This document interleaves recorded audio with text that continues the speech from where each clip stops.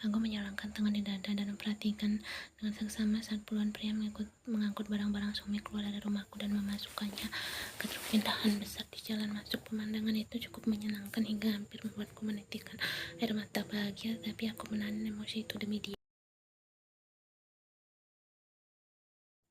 Saat membayangkan akan pindah, suami sangat marah. Dia menyembunyikan kemarahannya dengan menutupinya dengan kesedihan. Akibatnya dia terisak-isak di tangga di depan saya, dan saya berusaha untuk tidak memutar mata melihat betapa dramatisnya dia.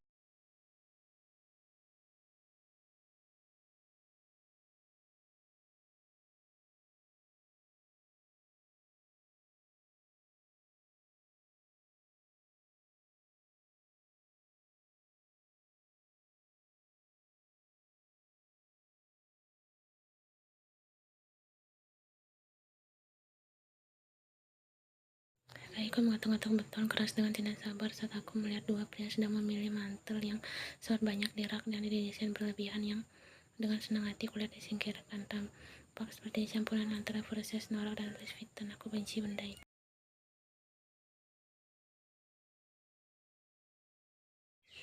Hati-hati dengan itu, biayanya lebih mahal dari gaji bulananmu, dia berteriak pada dua orang yang hanya meletakkan pekerjaan mereka, dan mereka menatapku dengan penuh tanya. Aku melambaikan tanganku dengan acuh-tak-acuh dan mereka terus menyeretnya, yang membuat suami sangat tidak suka.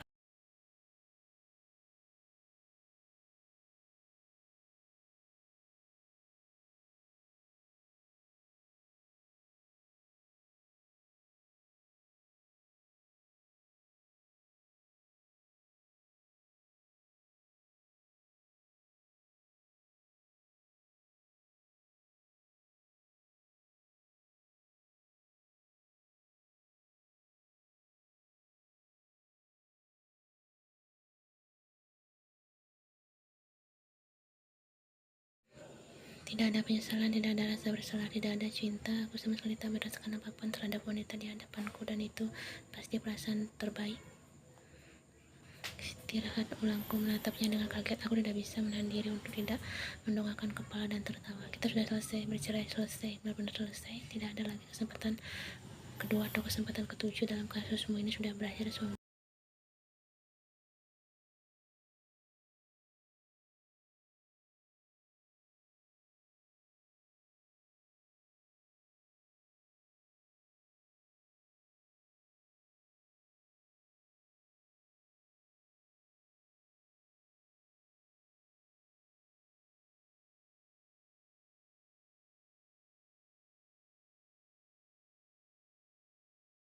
Aku diam-diam memuji diriku sendiri karena membuat adikku menjemput anak-anak pagi ini. Aku tahu akhirnya suami akan membuat keributan, dan meskipun dia tidak peduli dengan apa yang mereka lihat terjadi di antara kami, aku peduli. Memberitahu mereka tentang perpisahanku dengan ibu mereka bukanlah hal yang mudah, bahkan aku gugup. Kim Tae-hyung membuat kesepakatan bisnis bernilai miliaran dolar dan mengadakan pertemuan penting hampir setiap hari, membuat gugup dan berbicara tentang anaknya sendiri.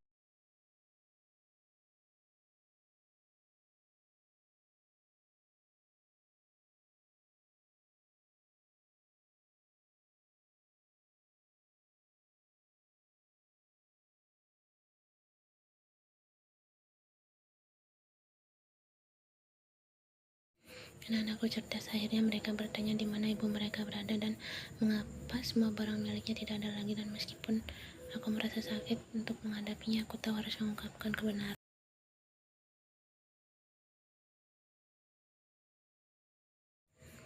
Kami telah mencoba memperbaiki ini sejak lama. Suami ini tidak akan berhasil dan memperpanjang hubungan kami, tidak akan membantu keluarga kami. Harap dipahami, selama bertahun-tahun aku mengenalnya, aku belum pernah melihat suami begitu murung.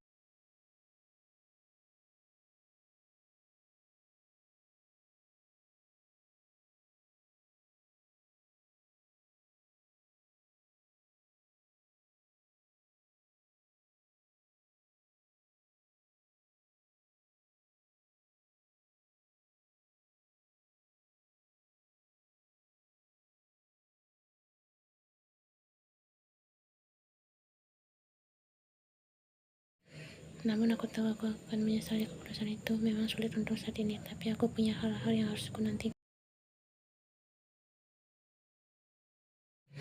seperti yang gadisku yang cantik yang sangat kurindukan. Aku membutuhkannya seperti aku membutuhkan udara untuk bernapas. Dia adalah segala yang suami gagal untuk menjadi, dan aku tahu aku harus menemuinya segera setelah semua itu berakhir dan mencoba memperbaiki semua yang telah aku buat dengan egois.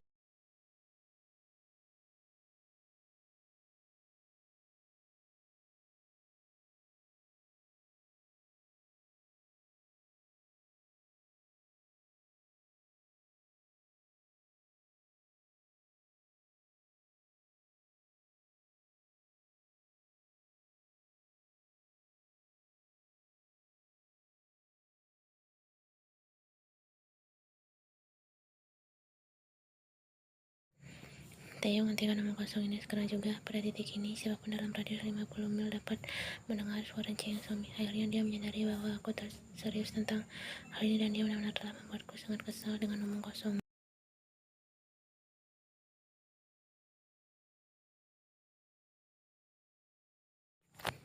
Itu harus terjadi. Suami aku memberimu kesempatan untuk tinggal di sana beberapa hari, dan kau menolak tawaranku. Itu bukan lagi masalahku.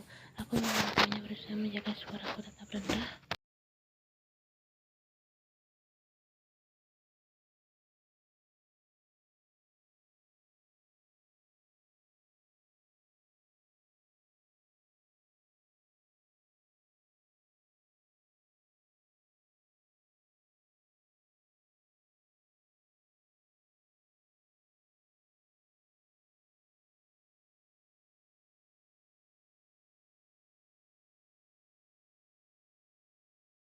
Vas bunganya pecah di lantai ruang tamu adalah bukti betapa gilanya dia, dan aku terkejut. Aku bisa bertahan begitu lama dalam pernikahan ini. Ibuku pasti akan sangat kecewa dengan apa yang telah terjadi pada hidup. Saya tak bermaksud begitu, tolong pahami itu. Anda tidak dapat melakukan ini kepada saya. Dia melangkah menaiki tangga sebaik mungkin dengan sepatu hak tinggi setinggi 4 inci hingga dia berada tepat di depan saya, dan saya dapat merasakan ujung sepatu kami saling bersentuh.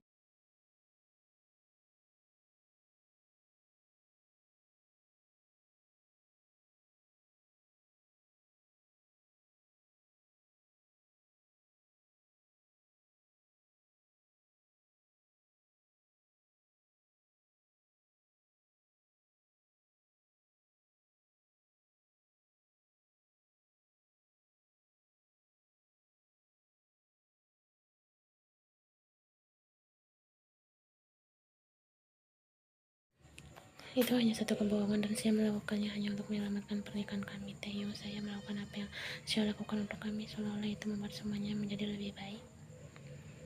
Apa yang kau lakukan adalah untukmu, bukan untuk kami. Kau pikir seorang bayi dapat menjebakku dalam pernikahan ini dan menyetujui rencana gila itu demi alasannya kebetulan itu adalah tetes air terakhir dalam gelas yang sudah penuh nilai yang terbaik.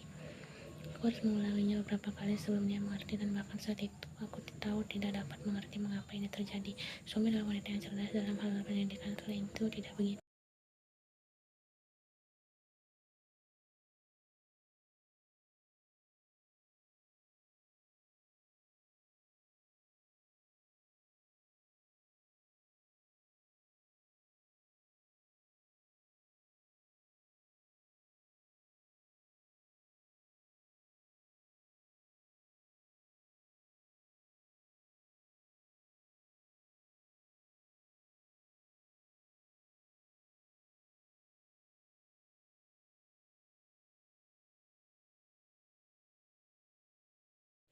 Ibuku akan membencimu, bentaknya merenggut tangannya dariku.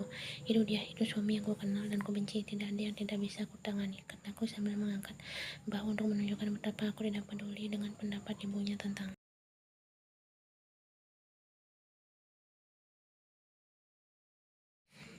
Meskipun aku tidak menyukai perilaku suami, aku tahu ibunya sangat berperan dalam perubahannya. Menurutnya, semua hal yang pantas dicintai dapat dibayar dengan apapun, termasuk putrinya. Meskipun dia sangat menginginkan cinta yang tidak dimilikinya saat kecil, ini bukanlah cara untuk mendapatkannya, dan jauh di lubuk hatiku aku tahu suami juga mengerti.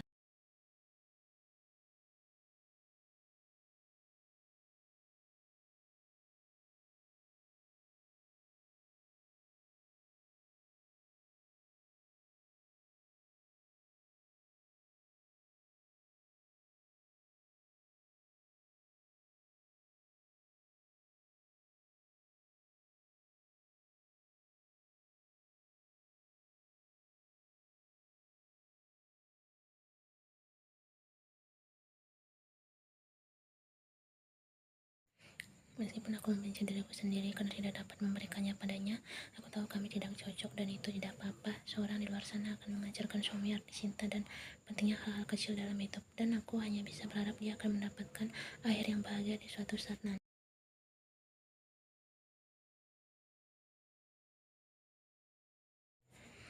Aku telah menemukan milikku, aku melepaskannya seperti orang bodoh, tapi aku memegangnya di telapak tanganku, dan aku akan melakukan apapun yang aku bisa untuk membawa Ian kembali ke rumahku, jauh dari semua hal buruk yang ditawarkan dunia.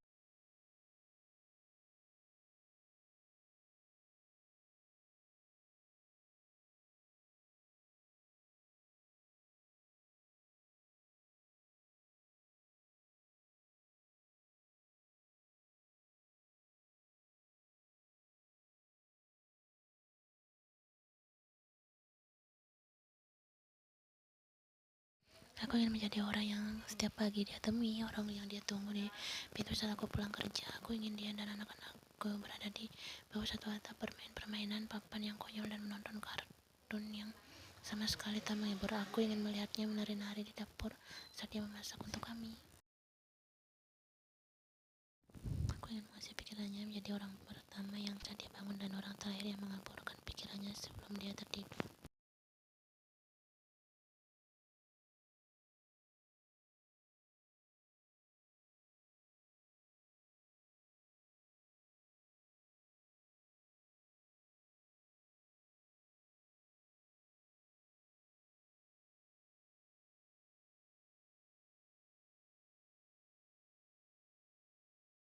Aku mencintainya anak itu, Ian, sekali kesukaan dalam suara yang tidak terasa, dan aku ingin menyerah pada kemarahan yang mengalir dari pembuluh darahku. Namun untuk sekali ini aku tidak melakukannya. Aku tak mau bicara seperti ini denganmu, suami, kataku padanya sambil berjalan menuruni tangga dan menuju jalan masuk. Tempat mobil diparkir, aku membukakan pintu untuknya saat dia mengikuti. Aku berharap dia akan masuk dan pergi begitu saja, tapi tidak, itu terlalu mudah baginya.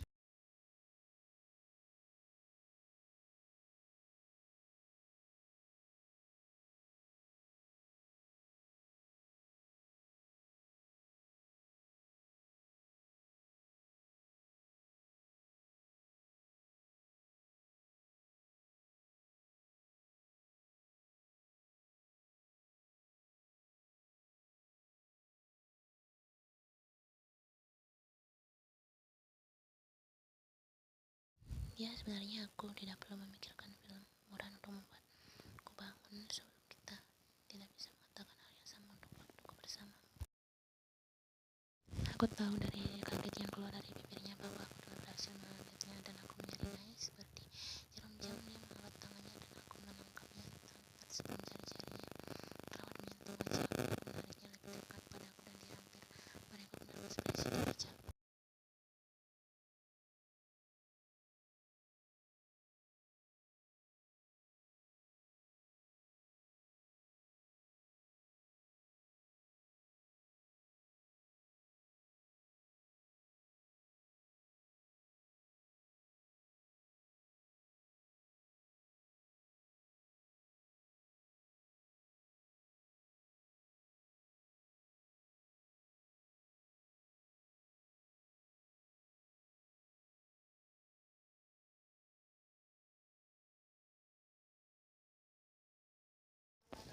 Aku melihat layar dan menatap nama rumah sakit yang umum ditampilkan di hadapanku, dan jantungku langsung berhenti berdetak. Pikiran pertamaku adalah anak-anakku dalam masalah.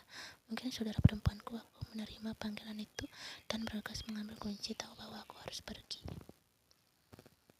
Halo Kim Taeyong, ini dia. Bolehkah aku bertanya mengapa kau menelpon? Aku bertanya sambil bergegas masuk ke garasi melalui sisi rumahku.